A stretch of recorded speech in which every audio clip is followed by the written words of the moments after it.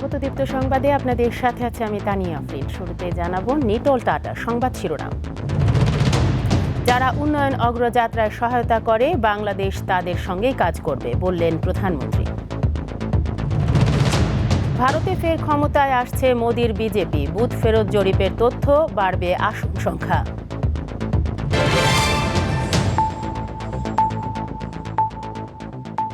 দেখছিলেন শিরোনাম, এবারে পুরো খবর। প্রধানমন্ত্রী শেখ হাসিনা বলেছেন, কে কার সঙ্গে যুদ্ধে লিপ্ত তা বিবেচনা না করে উন্নয়ন ও সমৃদ্ধির পথে যে দেশগুলো সহযোগিতা করবে বাংলাদেশকে তাদের সঙ্গেই কাজ করবে। সকালে গণভবনে আমার চোখে বঙ্গবন্ধু শীর্ষক 1 মিনিটব্যাপী ভিডিও চিত্র তৈরি প্রতিযোগিতায় জাতীয় পর্যায়ে নির্বাচিতদের পুরস্কার বিতরণ অনুষ্ঠানে একথা বলেন প্রধানমন্ত্রী। এ সময় সরকার প্রধান জানান, বঙ্গবন্ধু স্যাটেলাইট 1 উৎক্ষেপণ করা হয়েছে, দ্বিতীয়টির জন্য প্রস্তুতি চলছে। প্রধানমন্ত্রী স্কুল থেকে মাধ্যমিক স্তর পর্যন্ত বিভিন্ন ক্যাটাগরিতে প্রতিযোগিতায় বিজয়ী প্রথম, দ্বিতীয় ও তৃতীয় স্থান অধিকারীদের মধ্যে সনদপত্র, ক্রেস্ট ও আর্থিক পুরস্কার প্রদান করেন।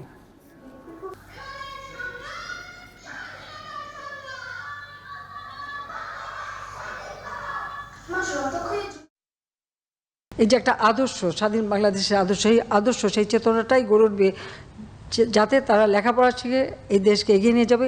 সামনে কিন্তু অনেক কাজ, আমরা স্মার্ট বাংলাদেশ করব। তো তোমরাই হবে সেই স্মার্ট বাংলাদেশের মূল সৈনিক, তোমরাই এই দেশকে করবে। আমি মনে করি আর এই বাংলাদেশকে কেউ পিছনে টানতে পারবে না। 15ই আগস্টের পরে যেভাবে আমাদের ভিক্ষুক জাতিতে পরিণত করেছিল, আর যেন এটা করতে না পারি কেউ। সেই জন্য আমাদের সবসময় সজাগ থাকতে হবে, দেশটাকে নিয়ে এগিয়ে যেতে হবে। আর আমরা সবসময় শান্তি চাই, আমরা যুদ্ধ চাই না, সকলের সাথে বন্ধুত্ব চাই, এবং সেই বন্ধুত্ব রেখেই কিন্তু আমি এগিয়ে যাচ্ছি। কার দেশের সাথে কার দেশের ঝগড়া সেটা আমার দেখার দরকার নাই। আমার নিজের দেশের উন্নয়নটা আমার আগে দরকার। আমার উন্নয়নে যারা সহযোগিতা করে আমি তাদেরকে নিয়ে চলবো, সেইভাবে আমরা এগিয়ে যাচ্ছি। 2030 সালের মধ্যে বাংলাদেশে 50 লাখ স্কাউট তৈরির লক্ষ্য পূরণে সংশ্লিষ্টদের প্রতি আহ্বান জানিয়েছেন রাষ্ট্রপতি মোহাম্মদ শাহাবুদ্দিন। সকালে বাংলাদেশ স্কাউটসের জাতীয় কাউন্সিল উপলক্ষে আয়োজিত অনুষ্ঠানে তিনি এই আহ্বান জানান। বলেন, স্কাউটিংয়ের সুনির্দিষ্ট কর্মপরিকল্পনা অনুযায়ী নিয়মিত প্রশিক্ষণ ও ব্যক্তি জীবনে এর প্রতিফলন ঘটিয়ে যুব সম্প্রদায়কে আত্মনির্ভর, সচ্চরিত্রবান ও আদর্শ নাগরিক হিসেবে গড়ে তুলতে হবে।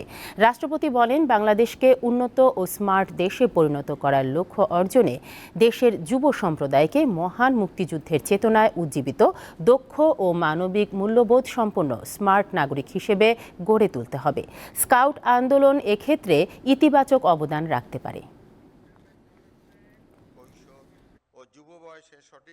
আমি মনে করি আমাদের ছেলে মেয়েদের স্মার্ট নাগরিক হিসাবে গড়ে তোলার জন্য স্কাউট প্রশিক্ষণ কার্যকর ভূমিকা রাখতে পারে।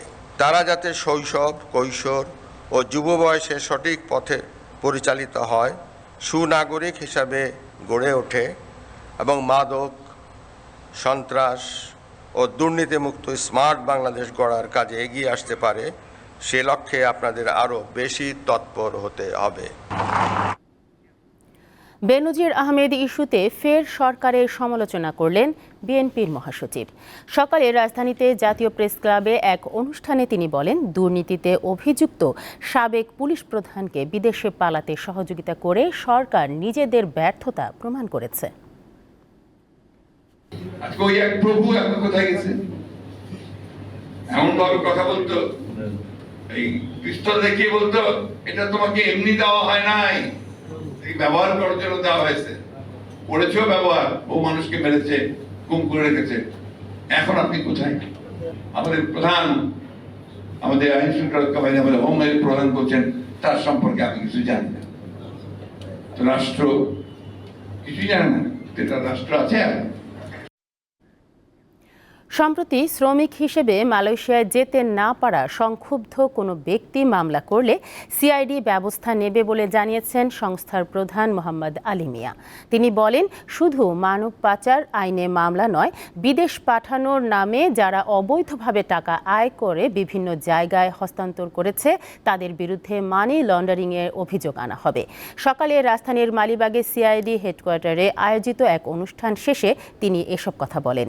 সিআইডির মানব পাচার সেল 24 ঘন্টা খোলা থাকে এবং বিমানবন্দরে এই একটি শাখা রয়েছে বলেও জানান মোহাম্মদ আলী মিয়া।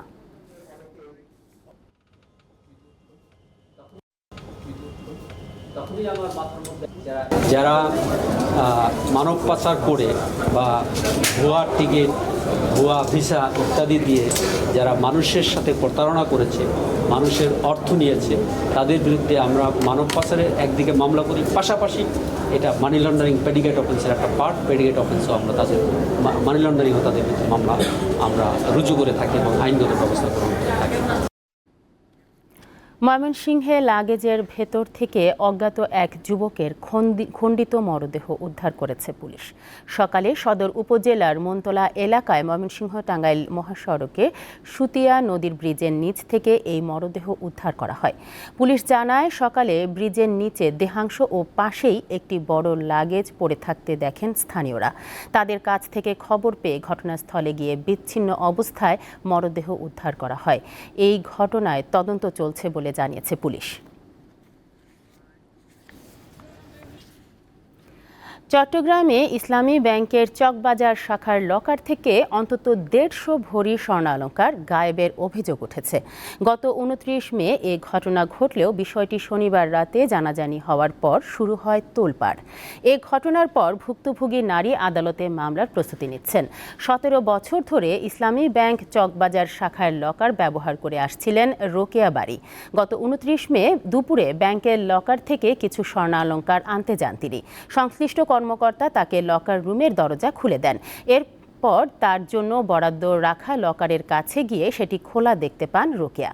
এ সময় লকারে মাত্র 11 ভরি স্বর্ণালংকার অবশিষ্ট দেখতে পান তিনি। লকারে প্রায় 160 ভরির বেশি স্বর্ণ ছিল। সেখান থেকে 150 ভরি স্বর্ণ গায়েব হয়েছে বলে অভিযোগ করেন তিনি।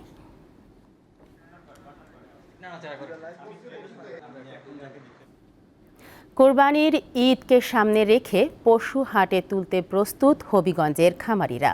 স্বাস্থ্যসম্মতভাবে সম্পূর্ণ দেশি পদ্ধতিতে পশু পালন করে আসছেন বলে দাবি তাদের। তবে গো খাদ্যের দাম বৃদ্ধি এবং বাজারে ভারতীয় পশু প্রবেশ করার শঙ্কায় দাম নিয়ে দুশ্চিন্তায় রয়েছেন খামারিরা। এর নাম পঙ্খিরাজ। প্রায় 3 বছর ধরে 1200 কেজি ওজনের ফিজিয়ান জাতের এই গরুটি লালন পালন করছেন হবিগঞ্জের চুনারুঘাটের মহসিন মিয়া। আমি 8-10 জন মানুষ ডাকি আনি, আমার আত্মীয় স্বজন ডাকি আনি। আমি যখন বাজারে নিয়েছিলাম তখন এটা আমাদের 8-10 জন মানুষকে শূন্য বাজারে নিয়ে গেছে। তারপর থেকে আমি এটা পঙ্খিরাজ ডাকি, সবাই পঙ্খিরাজ নামে ডাকে। তো আমি প্রাণী সম্পদ অধিদপ্তর থেকে এটা ফার্স্ট প্রাইজও পাইছি চুনারুঘাট থানায়। আগে দাম চাইতাম বেশি, এখন আমি 10 লক্ষ টাকা দাম দিছি। আর তার ওজন আছে এখন 1200 কেজি প্লাস। শুধু পঙ্খিরাজ নয়, হবিগঞ্জের কয়েকটি খামারে কুরবানির জন্য গরু প্রস্তুত করছেন খামারিরা। শাহিয়াল, নেপালি, ফিজিয়ান সহ বিভিন্ন জাতের গরুগুলোর ওজন 500 থেকে 1000 কেজি পর্যন্ত। দেশীয় পদ্ধতিতে লালন পালন হচ্ছে এসব গরু। 3 বারে আমরা গরু দোয়ানি হয়, শ্যাম্পু দিয়া গরু সবসময় 5 পরিষ্কার রাখি। নিচে 5 লাখ থেকে ধরে 8 লক্ষ টাকা পর্যন্ত আমার দ্বারা গরু আছে। তবে খাবারের দাম বৃদ্ধি এবং কোরবানির বাজারে ভারতীয় গরু প্রবেশ করার আশঙ্কায় দাম নিয়ে দুশ্চিন্তায় রয়েছেন অনেক খামারি। দেশীয় খাবার ঘাস, ভুসি, খোল। ভারতীয় গরু দেশের ভিতরে ঢুকে আর আমরা খামারিরা যারা আছি এরা যদি ক্ষতির সম্মুখীন হই, তো নতুন যারা উদ্যোক্তা এই সেক্টরে আসতে ভয় পাইব। দুশ্চিন্তার কোনো কারণ নেই বলে আশ্বস্ত করেছেন জেলা প্রাণী সম্পদ কর্মকর্তা। উপজেলার যে তথ্য আছে সে তথ্য মতে এখানে কোনো ভারতীয় গরু আসতেছে না। আমার চাহিদা হলো 90,000, এদিক দিয়ে আমার 12,500-এর মতো আমার উদ্বৃত্ত আছে। জেলায় এবছর কুরবানির যোগ্য লক্ষাধিক গরু রয়েছে। সাদিয়া চৌধুরী, দীপ্ত, বার্তাকক্ষ। দেশের অন্যতম জনপ্রিয় মার্সেল ব্র্যান্ডের ফ্রিজ কিনে 10 লাখ টাকা ক্যাশব্যাক পেলেন বগুড়ার দুপচাচিয়া উপজেলার হযরত আলী। ঈদ উপলক্ষে দেশব্যাপী চলমান মার্সেল ডিজিটাল ক্যাম্পেইন সিজন 20 এর আওতায় এ সুবিধা পান তিনি।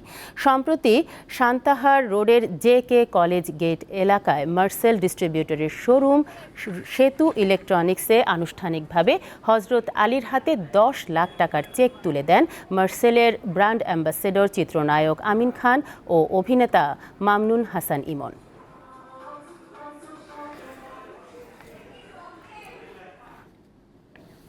আন্তর্জাতিক প্রসঙ্গ। ভারতের ক্ষমতাসীন বিজেপি নেতৃত্বাধীন NDA জোট আবারও ক্ষমতায় আসছে। বেশিরভাগ বুথ ফেরত জরিপ বলছে এই জোট 350-রও বেশি আসন পেতে যাচ্ছে।